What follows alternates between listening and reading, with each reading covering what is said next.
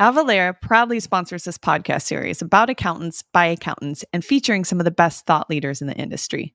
Thank you to our sponsor, Avalara.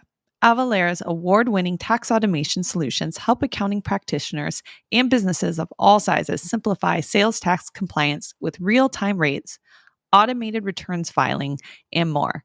Learn more at avalara.com.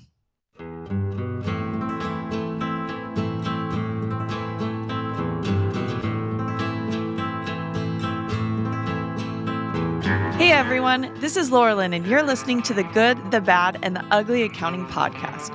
More accountants than ever are experimenting and shaping our profession in new and interesting ways. On this show, I sit down with these rock stars to discuss the ideas, the opportunities, the struggles, and the strategies that they're taking advantage of so the rest of us can do the same. Accountants can earn free CPE credit from listening to this podcast.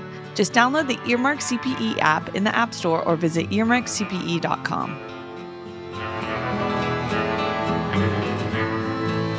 Hello, everyone. Welcome to another pod episode of the Good, the Bad, and the Ugly Accounting Podcast. Side note, I'd never heard the phrase pod until Jason Stats said it in like a Twitter stream. And he's like, and it was in reference to how do people absorb information? Is it pods? And I had no idea what he was actually talking about. I was like, great, another app I'm going to have to learn. And then it was like 50 comments in, I realized like, oh, he's talking about podcasts. Okay, I know what that is. But anyway, today's episode is called No Pain, No Gain. And this is all about kind of the growing pains of building a firm. And our guest today is Nicole Davis.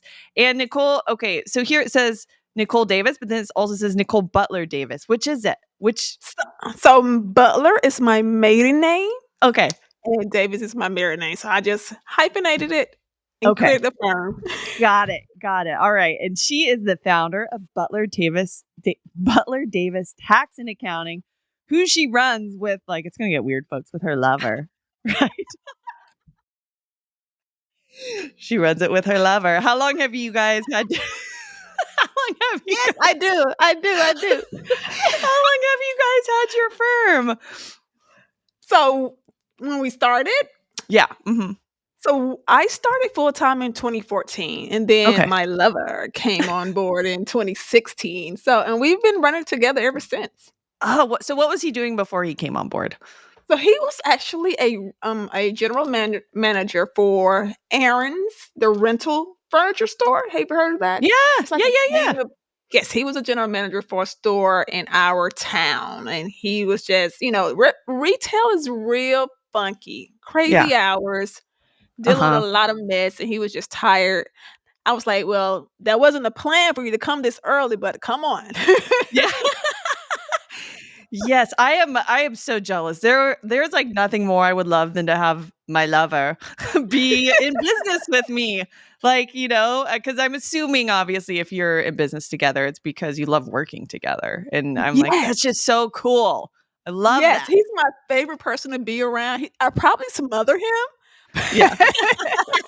But I probably wouldn't have it any other way. Yes. And it looks like here you just do kind of the trifecta, the accounting, tax, financial management kind of services that a lot of firms these days are doing. And it looks like you kind of service clients in all sizes in real estate, construction, retail, finance. So you don't really have, would you say you have a niche, or you have like just coincidentally a lot of clients that kind of fall into one of those buckets? So we did have a niche. It was, when we're building that niche back up, it was independent pharmacies. So when I started my firm, I started working with a college friend who started a pharmacy. And then he referred all his college friends that also started pharmacies. And then COVID happened and we lost a lot of our pharmacy clients. Really? So we've been slowly building that niche back up. So I didn't want to niche 100% anything. So it's some good mix of pharmacies and other business types. Yeah. Because I'm always like, what are profitable businesses? Should I buy a business? Are pharmacies profitable? What are those margins like?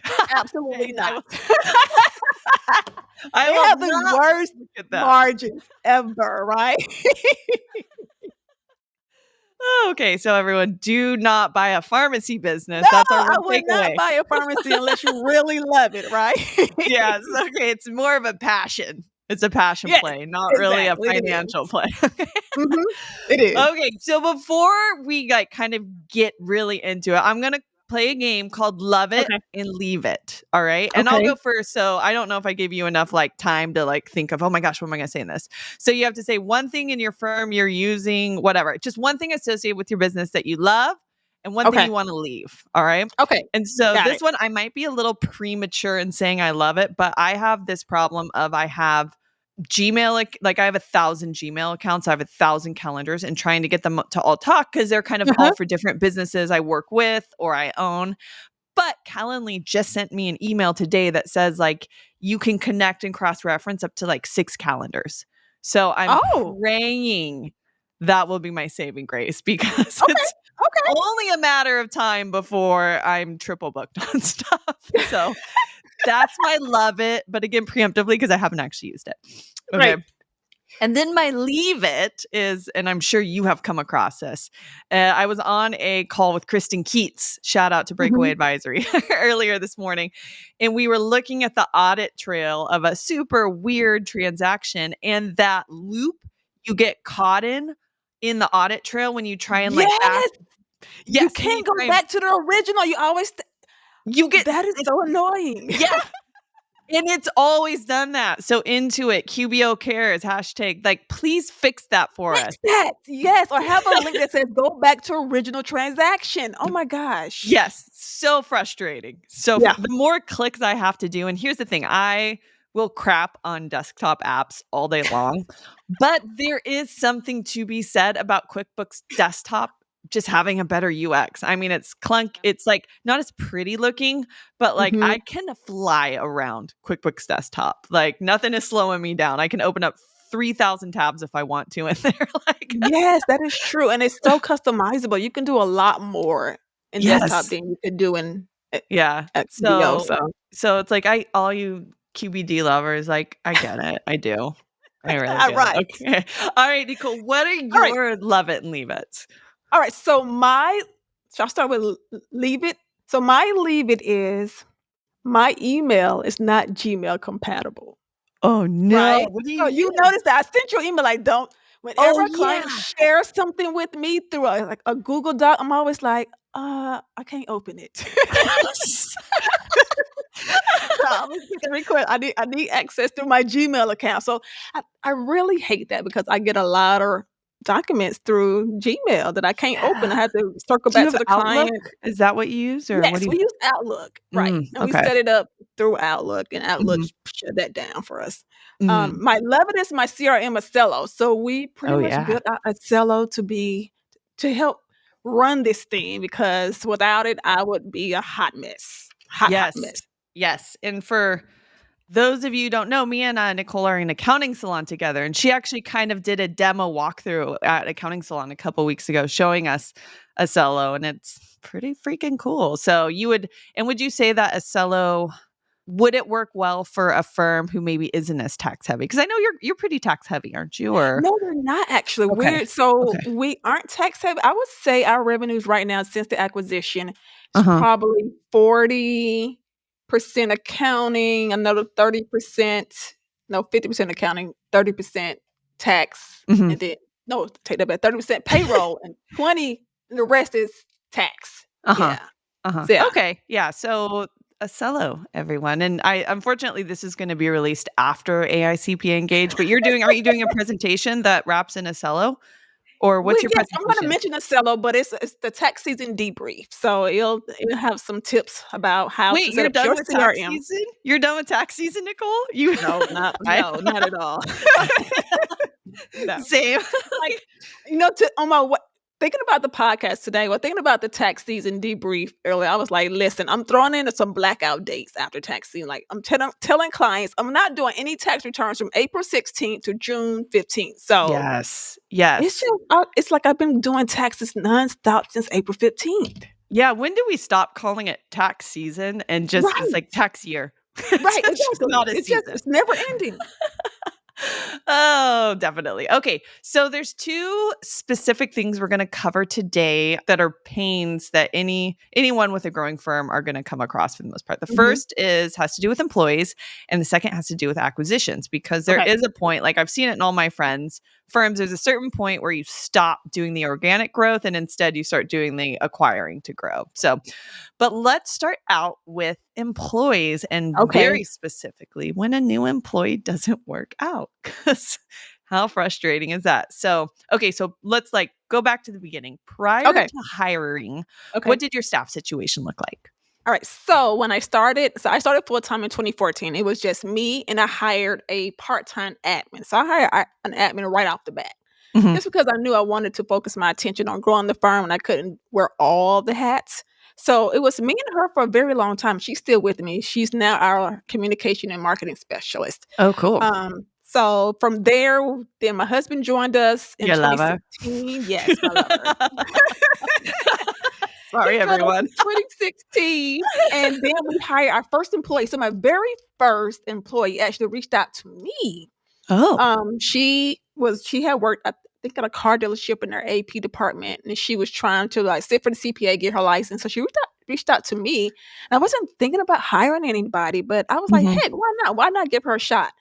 When I tell you, like, she's been one of my best employees, except she quit on me. Oh, no, dude. I'm Like, like, a few dude. years later, but she did sit Oh. her CPA exam, she got licensed, and I've been slowly trying to woo her back, but it's not working. Did she a little rabbit trail here, did she Yeah, leave to go to a bigger firm? Was it, like, strictly pay? Was it more she wanted to work less? Like, why did she leave? I definitely think it was pay, Yeah, mhm. because she went to another accounting firm, and it was remote. I think it was 100% remote work. Oh, Even back okay. then, I think this was like 2018 or 2019 before COVID. So, it was pay, definitely, and I shoulda counteroffered, but, I was like, she was dead to me. That was my pride talking. Yeah. Yeah. So, I really lost out on a good employee.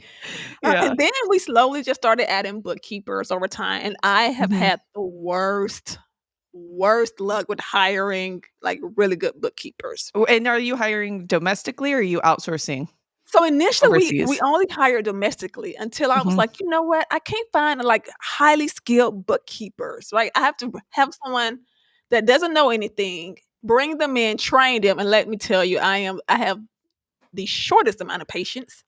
So Yes, So yeah. training was not my strong suit. So he's Yeah. like, I know what I need to a plug and play method. So that's when we started looking offshore. So right now we have a team of 9 in-house and including me, and then we have 3 full-time offshore. Okay, okay, okay. Yeah. Got it, okay.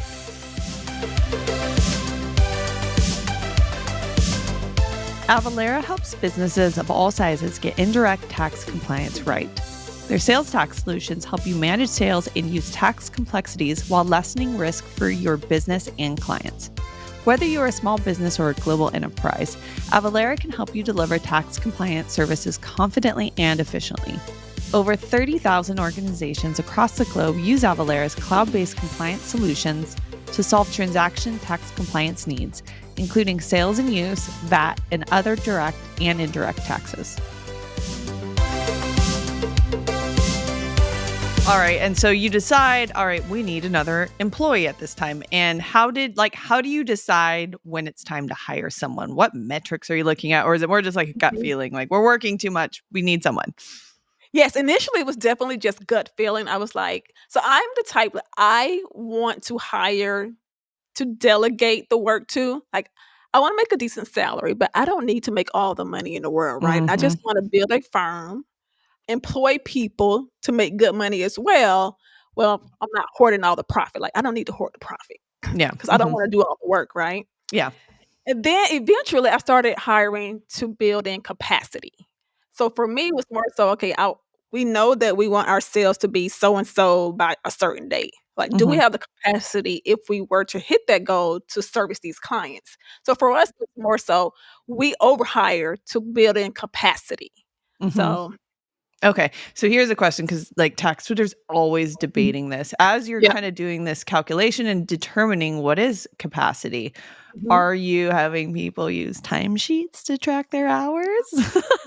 About 90% of our team is hourly, so they track their time just to get paid. Mhm. Mhm. And then our offshore team, of course, they track their time because their company is making them track their time, and then we're Mhm. using and they pretty much service about 100% of our clients. I mean, they do all of the back end work for our Yeah. clients. So for them, they're tracking time against client work, and we're able to use that time to track our profitability. Okay, so yeah, that was gonna be my follow-up question. Are you Yeah. actually taking that data and doing something Yes. with it?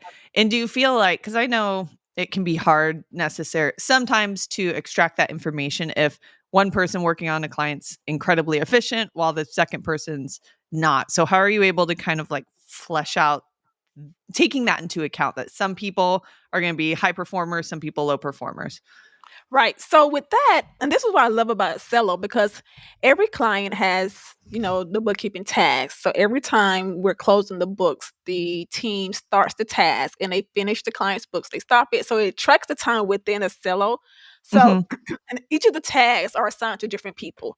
So we know who's been efficient with a task versus who isn't. Because Mhm. again, I worked with a bunch of people that I had to hire and fire, and Yeah. I'm able to make and even they were tracking their tags as well, and when I was doing the work, I was tracking the tags as well, so I know, Yeah. like, okay, it didn't take you an hour to reconcile this bank account when it Yeah. took me 3 minutes, or it took Ye another accountant 8 minutes because Yeah. because, Yes. I mean, 'cause QBO pretty much reconciles it for you if Right? the bank fee is in order, Right? so Yes, like I'll if I'm doing something for the first time that's I know is gonna be a repeatable thing, I will track my time the first time I do it just so I have a general idea of my own workload exactly. capacity. But like, will I continually track it? Like for information, I'm like, no, it's just me, you know? So, okay. All right. So you decide, all right, we need to hire someone. What's that process? Where are you posting job listings? So we're using LinkedIn, Indeed. We're using the chamber here. The chamber has a website we can post job ads on. We actually even used a recruiter once.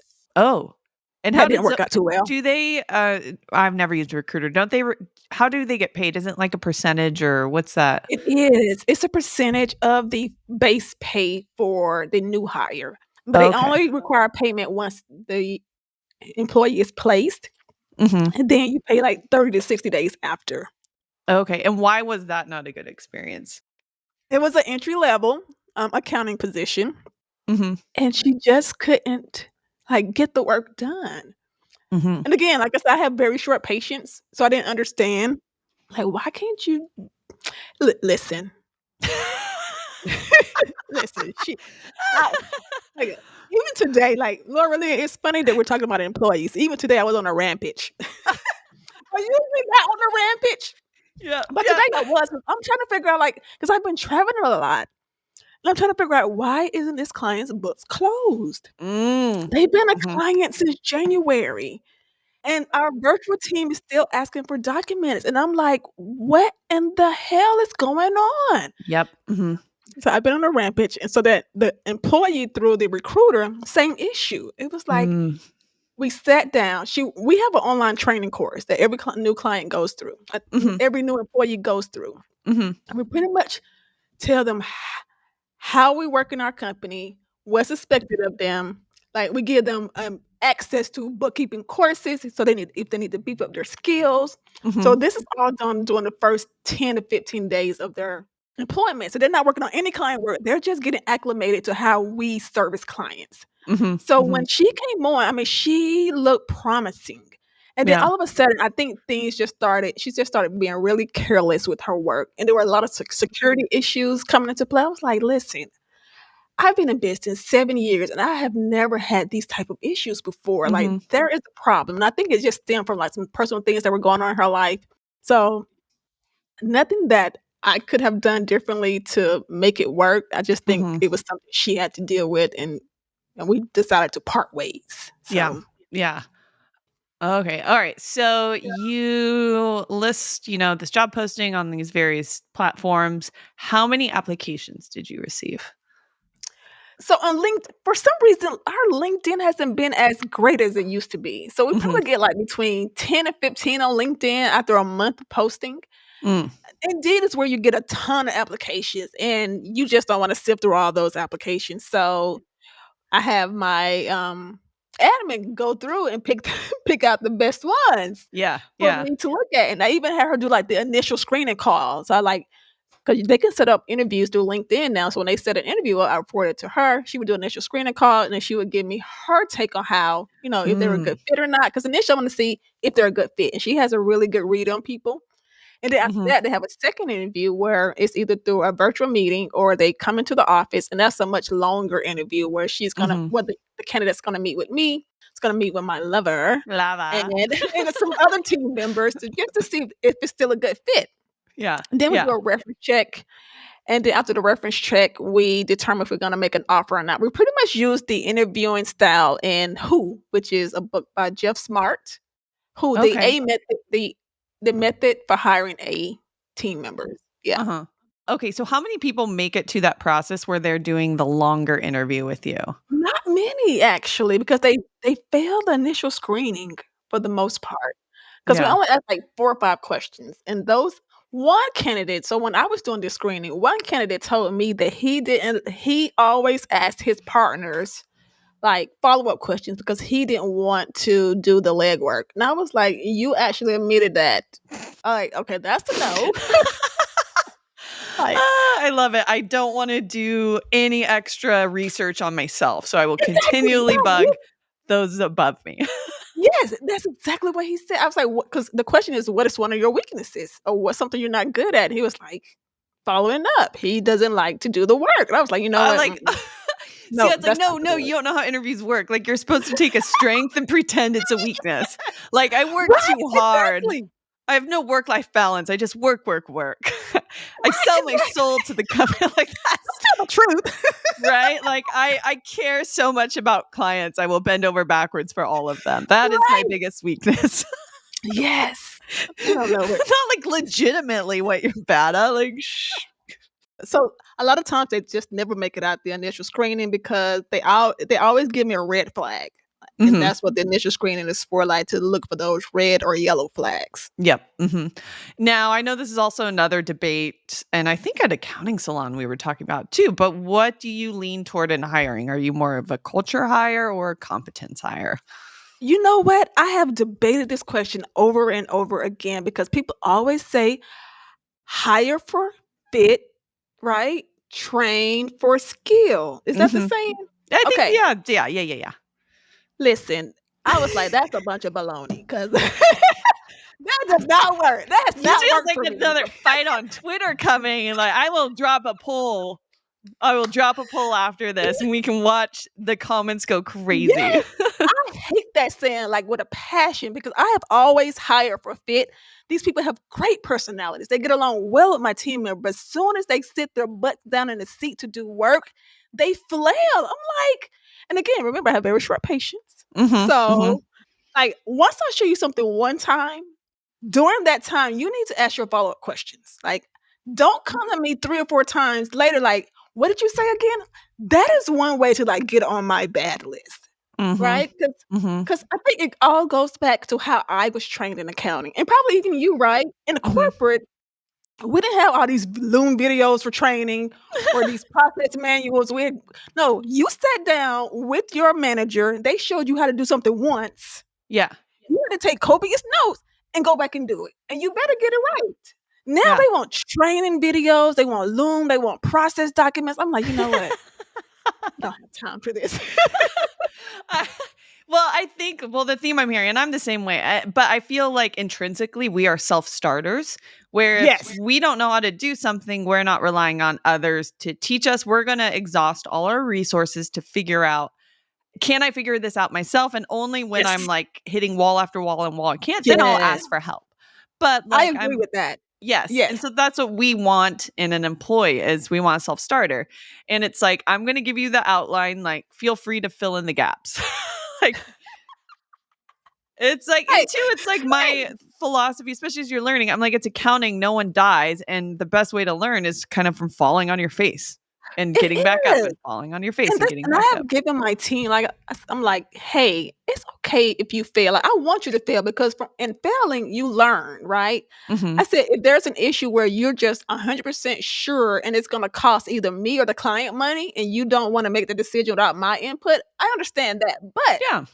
your job is to get the work done. So Mhm. try it, fail, keep trying it. If you keep hitting the wall, then we can sit down and we can talk about, okay, what are some things we can do to, help you like reach the next milestone or reach the next step.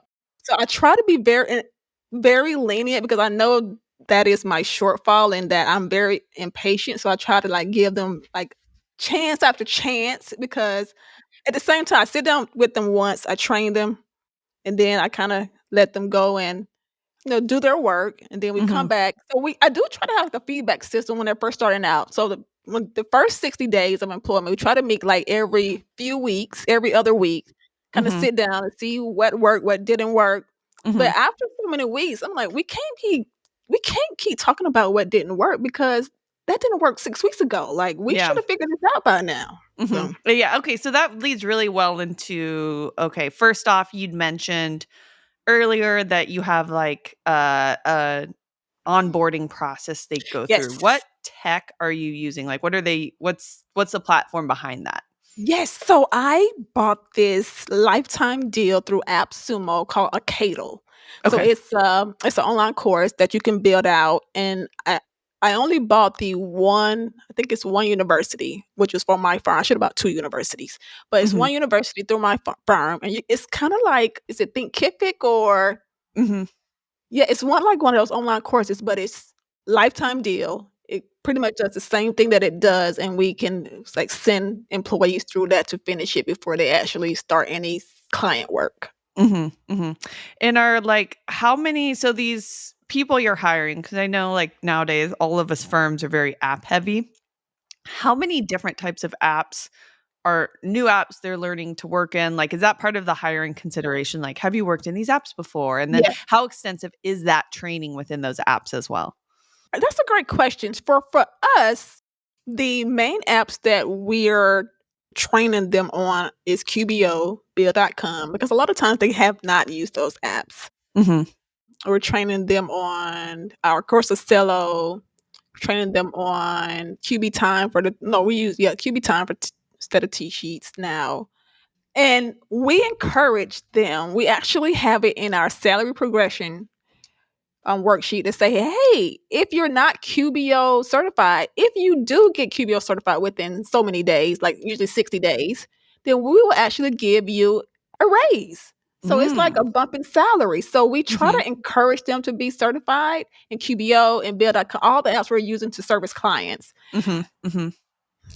Nobody wants to make extra money apparently because I'm like, I would be the first. I would be doing that on day right. 1. I'm Like, like, I I would am get all QBO advanced certified. yes, right. And but so now we kind of now it's more so that was the option before. Now it's more so no. If you're gonna work in QBO, you need to be certified within 60 days.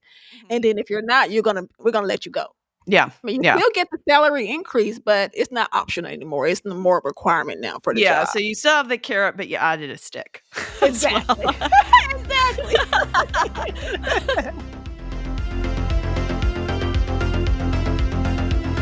Did you know that 52% of accounting practitioners, large and small, still rely on spreadsheets and manual processes for sales tax compliance?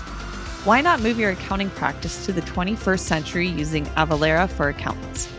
The Avalara for Accountants automation platform helps accounting service providers of any size grow their service offerings with sales tax prep and filing, transfer pricing, research, business license management, and more. Scale your practice efficiently with award-winning automation that brings efficiency and accuracy to sales tax compliance. Want to learn more? Email accountants@avalara.com or visit avalara.com.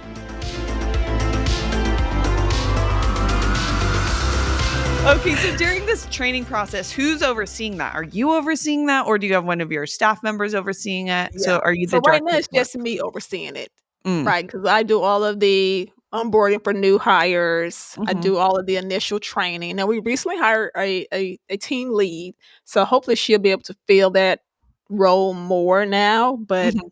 for the most part, it's been me. Okay. All right. Okay. So how fast does their ramp up look like? Because we touched on this. So how fast do you expect them to go from learning to semi-independent to completely independent? So that one is a little that one is varies, right? I Mhm. would love them to go from day 1 to they're fully acclimated with our entire process. They're working a book of clients between ten and $18,000 a month in revenue, recurring revenue within 60 to 90 days. I mean, that would be ideal. That just Mhm. doesn't happen because, again, they're starting from scratch for the most part, so they have to learn QBO. Yeah. If they have a bookkeeping background, again, we try to hire. Like, remember I said I don't hire for fit anymore. Like, first I need to make sure you have the basic skill requirement to do the job, and Yeah. then we can look at fit. So if they have a bookkeeping background, which is great, then I don't have to do as much training with them as far as bookkeeping. They don't have to do those separate bookkeeping courses we have. Yep. But if they don't, then it takes a lot longer for them to get ramped up. Mhm. Mhm. Okay, so we've like kind of laid the foundation. So what happened? What went wrong? Why did this not work out? Right, right. I'm thinking about all of the people I've brought on and then had to let go. Like, where was the biggest issue? And for a long time, I really thought I was like, listen, I'm just not good at hiring.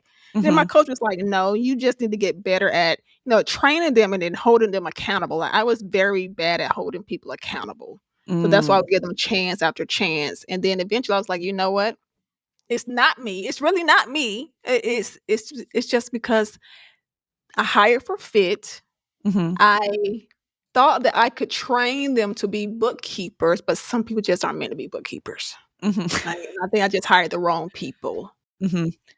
Ultimately, what it boiled down to, I hired the wrong people. They just couldn't get it, and then except that remember that the one who reached out to me, Mhm. like she came from an AP background. Like she didn't do a whole lot of bookkeeping, but she learned fairly quickly. We sat down, I showed her something once, she figured it out. Literally, she could run my whole company without me, and she did because I went on a trip once, and Yeah. everything ran smoothly because Yeah. she had she was the self starter. Uh-huh. She had the bookkeeping background, even though she'd never worked in bookkeeping, and then she had a goal that she wanted to be a CPA, so she soaked it all in, and she learned as Yep. much as she could, and she finally got her license, and I signed off on it, so that's my claim to fame, so it's not me, I'm like, "Damn it, I can train CPAs." Hear that, everyone? It was your fault. It was not Nicole's. Right, it's not Nicole. Wait, okay, so here's a question. This just popped up in my head. All right, so you're like, okay, there has to be some base level technical knowledge before Yes, like are you having them do absolutely. any tests? Do you have them do like a little bookkeeping test? Yes, I do. So, and that's the tricky part. So, because they can always cheat, right? If they're not in the office. So, Mhm. like the last bookkeeper I hired, I gave them there's a bookkeeping test we get through Talent Lens. I believe it's Pearson Education. They have like a bookkeeping test that you can, and they have like other personality tests as well, or I think it's called workplace environment test. So you can test them to see how well they'll work in your company and how well they'll do on certain assessments like bookkeeping. So, we do use that, but again, if I don't they can cheat, in other words, and Uh-huh. then they pass with flying colors, and as soon as they get in the office, I'm like, "What happened to all the things you got correct on this test, but now you don't know what you're doing?" So, Yeah. Have you ever considered designing your own test? no, no. So, I have to believe that Maybe I should. I should design tests and sell them because I feel you like should. I Someone should, but should. not All me, right, because I let was like, "Listen, if it requires me to if there's something out there already that I can pay for, yeah. then I'm all for buying it and using it, because Okay, so, like, let's just say I made this. What would, like, that price point be? right. So, it would definitely be a volume business, right? Yes. Because it would have Yes. to be at a price point to where it's low enough to where you can get, like, CPA firms, 'cause you would get a lot of people that would actually buy it because they would buy Right? it in volume. Yes. Like, And should we start a business together, Nicole? Did we just come up with a business idea? Right, right. I'm like, I Well, am that's a too. great idea because there's really nowhere you can go and say, "Hey, yes, this is the company that you should use to assess every new hire that comes through your door." Like, Oh my there's a gosh. lot of different. Or assess your current employees. Yeah, oh my god, Right. that is critical. Right? That is critical because especially for those who hired before they brought assessments into their hiring process. Like, there's a Kobe you heard of the Kobe test?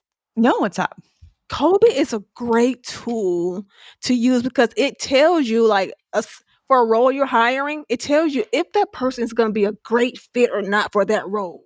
Mhm. So it gives them, like, 4 numbers, and I forget what the 4 numbers represent, but basically it says if you're gonna hire for a payroll manager, Mhm. then they should have these numbers in these buckets. If not, do not hire them for that role. So we started implementing that in our hiring process.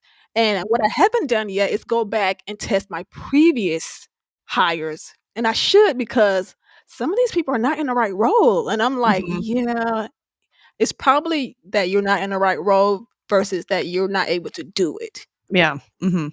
Definitely. Okay, so then to sum up, like, kind of on employees in this whole hiring thing, what like, based on all you've learned, like, what are maybe, like, 2 or 3 key takeaways that you're like, "I will always do this one or 2 things in the future, or these 1 or 2 things will always be a no-go for me?"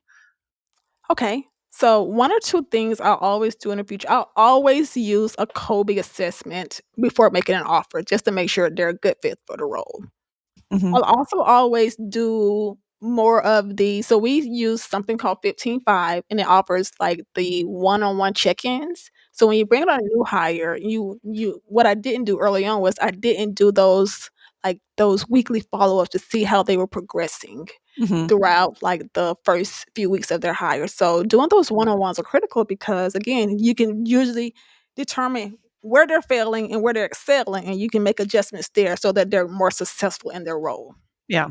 Yeah. What I wouldn't do is I don't look for just fit anymore, definitely. I Mhm. hire based on, okay, are they gonna do the job and do the job the way it needs to be done? And then I say, okay, the assessments look good.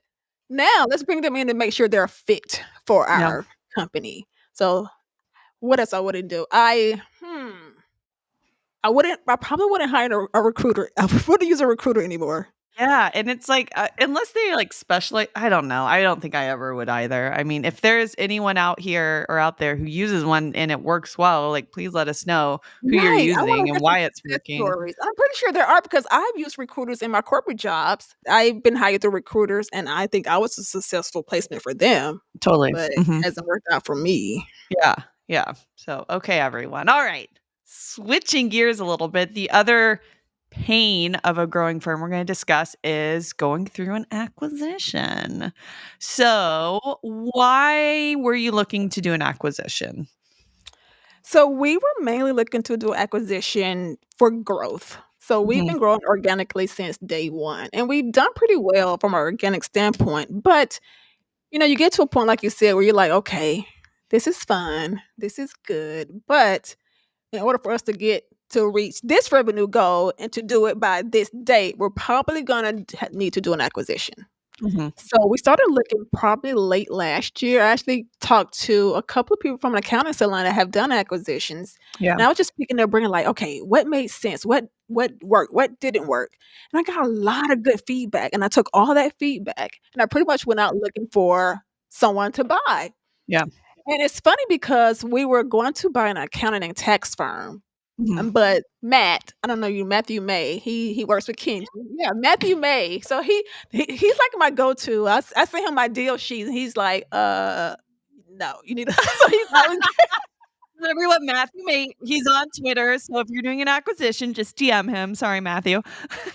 Not sorry. nice about it too. Yeah, so he was like, because it had a bunch of tax return. Remember, we're not a tax heavy shop. And he was like, Yeah. "Do you want all those returns?" I was like, "No, not really." He said, "Well, ask them, can you buy just this portion of the business and not the tax return?" I said, "Oh, I didn't think of that. I always thought you had to buy the whole business."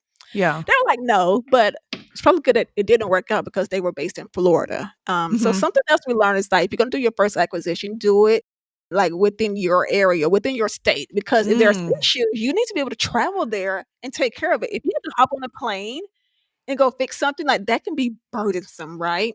Mhm. That's one of the things we learned as well. So we actually found a firm here. It was actually through a client, one of our very good clients. His mother-in-law owned a payroll company here.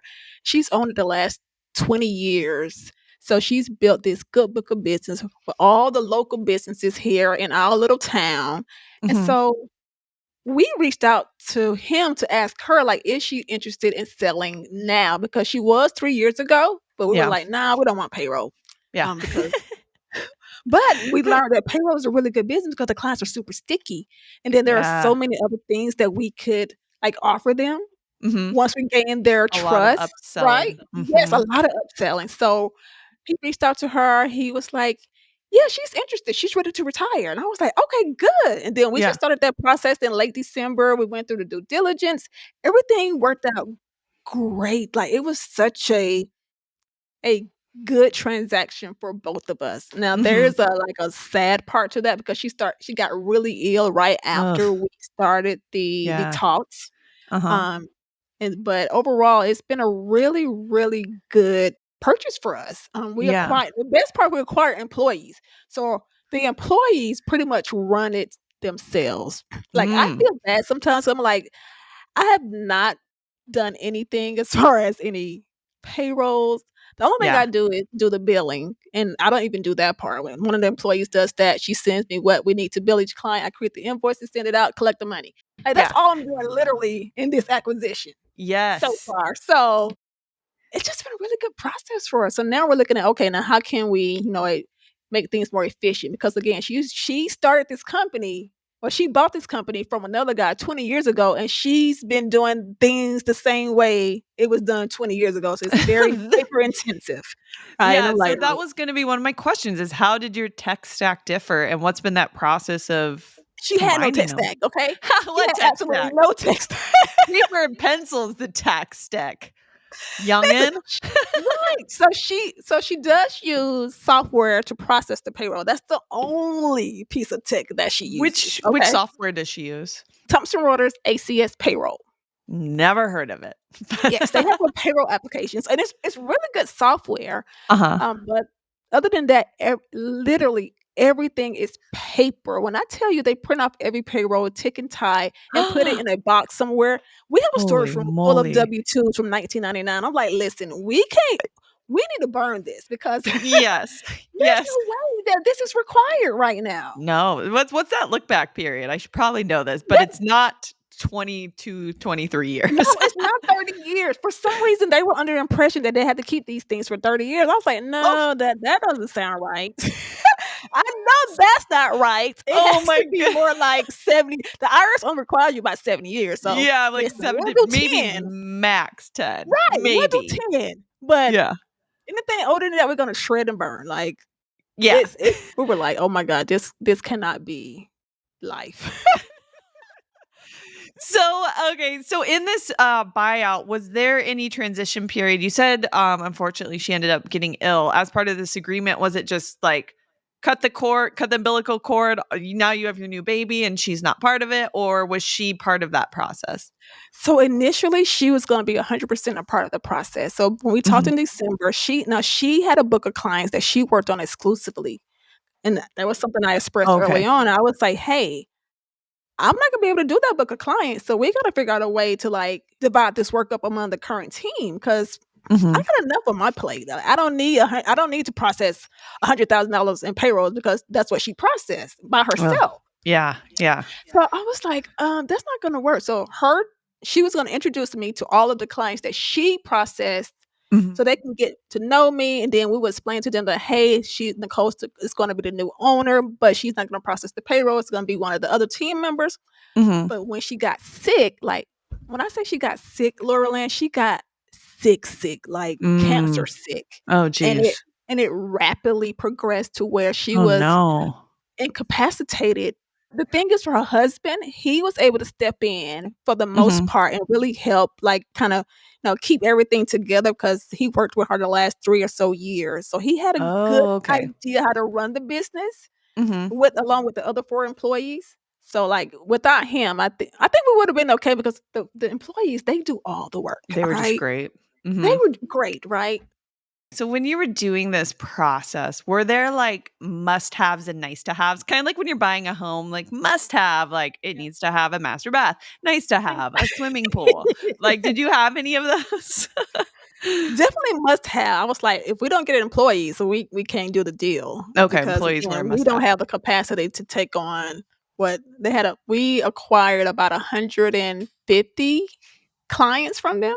Wow. We don't have the capacity to take on 150 Yeah. clients. Like, we definitely need the employees. That was a must-have. Mhm. Another must-have for us was a must-have that she would introduce me to her Your clients. client list Yeah. because, again, they were so used to working with her, and then you bring this new person in, they're like, who is she?"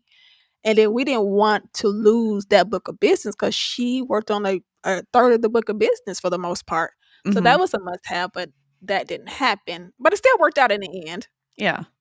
What we didn't want we didn't want so, Literally, when I told you about that paper, those boxes, Yeah. they had racks and racks and racks and racks and racks filled with those file boxes filled with paper. When we moved them out of their office into our office, we was like, "No, none of that is coming Yeah. because where are we gonna put all this paper? Right? It's a Like, we're fire pretty much hazard. paperless here, and we don't have space for just They for killed a stuff." rainforest. Right, exactly. Oh my gosh. Listen, if people if anyone who is passionate about saving trees saw that office, they would burn it down. I'm telling you. There was that much paper in there. Oh So my that was god. definitely something we didn't want. Mhm. But I think those are like I said, it was almost too easy. When people say they have, like, these nightmare acquisitions or have these horror stories, I'm like, "Well, that wasn't my situation at all." 1, because I knew them. I think it Yeah. helped that I knew them. Mhm. So, it made, like, the talks easier. We were both compromising on what we wanted in the deal.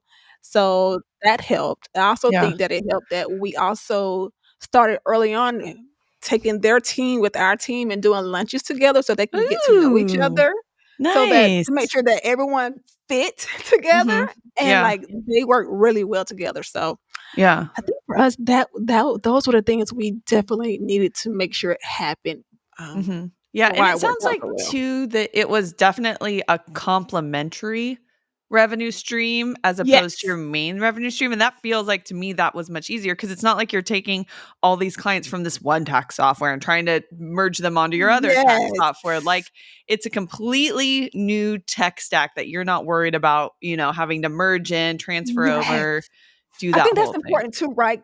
Because again, like you said, if we had to take 150 some tax return clients and convert them all, and we did this during tax season. So we closed like in the middle of tax season. If we Mhm. had to convert them all during tax season, it wouldn't have Oh, happened. We would have right? lost a ton of clients, which would have cost us a bunch of money. And that was something that would have been not a good deal for anybody. Yeah. Have you measurably, since you've taken over this practice, have you been able to upsell some of those clients and convert them to other services yet? So not yet, because we Mhm. haven't focused on upselling them yet. So Okay. we wanted to make sure first that we moved the employees from their old office to the new office without any hitches. Mhm. Our next phase is then taking all of the I guess the software we use EFTPS batch file for processing tax returns. Right now, we're still using their bank accounts to collect payments and then pay employees direct deposits. Yeah. So we have the next phase is transitioning all of that to our firm. And Mhm. then once we get all of that ironed out, we're even toying with right now it's a la carte, right? So payroll for them, how most accounting firms they charge a fixed fee. Mhm. It's completely à la carte, so the billing is such a nightmare because Oh, the employee has to go in and kinda figure out when I say they charge them for everything, like a stamp. They will go in and see how many stamps they had to print off and mail for the client, and they charge them for that. I was like, "This can't be life because who's no. gonna keep doing this? I'm not gonna do this." So Yeah, we no. so so now we have a survey actually, we have a survey going out today to those clients to say, "Hey, would you be open to fixed fees? So I'm doing an analysis, say, okay, can we still make a similar revenue or profit if we move Yeah. them all to fixed fees? So like, we're Yeah. doing it in phases because again, we told them like nothing's gonna change, right? Mhm. As far as like how the payroll process goes, but some things are changing on our end to make it more efficient for us. Yes. Yeah. And so then what's like your total timeline from like start to like day the acquisition happened to when you hope, these kind of future things you're working on, you hope to have done? What's that deadline look like? When do you So we're hope looking to have like that? so the next phase is definitely moving all of the, I guess, the systems or logins to us. We're trying to do that the start of 3rd quarter because that's a clean cutoff. And then we hope to move everyone to fixed fee, hopefully either 4th quarter or the start of the new year. So Mhm. hopefully by March of next year, everything will be fully integrated. All the employees will be fully on board. So March of next year, like it should be a fully functional Butler Davis company Mhm. without, having to rely on what the previous owner having. So we don't have to rely on anything she had set up Mhm. for the Are you company. then, once that process is complete, are you looking at already thinking about your next acquisition and what that might look like? Listen, you know what? I actually have a call for another I knew it. acquisition I too. knew it. And it's also one of those ones that someone that I know really well, her company is looking to be purchased because the owner is ready to retire. And that's okay. Mhm. I'll definitely look at the deal and see if it's something that we can move forward with. But Yeah. if it's not as easy, like, listen, I'm all about easy street. Like, Mhm. I'll have this saying, if I hit a wall 3 times, it's not meant for me to do it. I'm So not gonna try a fourth. so I am gonna see if how this goes, and if it goes well, then we'll move forward. If I hit that wall 3 times, like, you know what? This is not the firm for me. Yeah. Yeah, absolutely. So, oh my gosh, Nicole, thank you so much for No coming on. This was so problem, much fun. thank Thanks for talking about your you. lover. All right, Nicole, if people want to learn more about you, where is the best way to connect, or how's the best way to connect? Where do they find you? Find me on Twitter. My handle is @wifemomcpa100. So that is the best way to kind of figure out what's going on in my brain at any random moment. Yes, And yes, if and you wanna she learn more posts a about my lot. I Yes, do, you I post a do. lot. You're great to follow. And if you wanna learn more about my firm, we are at bd-accounting.com. Yes, and if you want to find me, I'm on Twitter @Laurelyn Wilson. Thank you so much, and see you next time. Thank you.